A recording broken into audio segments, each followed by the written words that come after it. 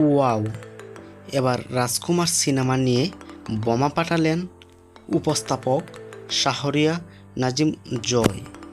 শাহরিয়া নাজিম জয় বলেন, শাকিব খান সুপারস্টার নয়, তিনি মেগাস্টার। শাকিব খানের কত ভক্ত আছে তা একমাত্র সিনেমা হলেই গেলে দেখা যায়।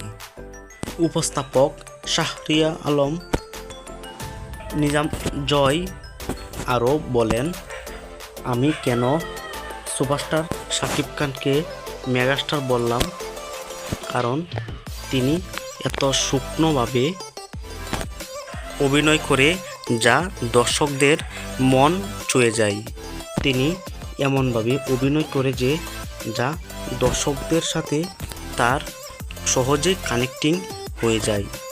শাহরিয়া নাজিম জয় আরও বলেন, বাংলাদেশে কোনো সুপারস্টার নেই, মেগাস্টার রয়েছে, সেটি হলো শাকিব খান। সো যাই হোক, রাজকুমার এই সিনেমাটি দেখার পর শাহরিয়া আলম জয় শাকিব খানকে মেগাস্টার বলল, তা নিয়ে আপনার কী মতামত তার নিচে থাকা কমেন্ট বক্সে জানিয়ে দিন।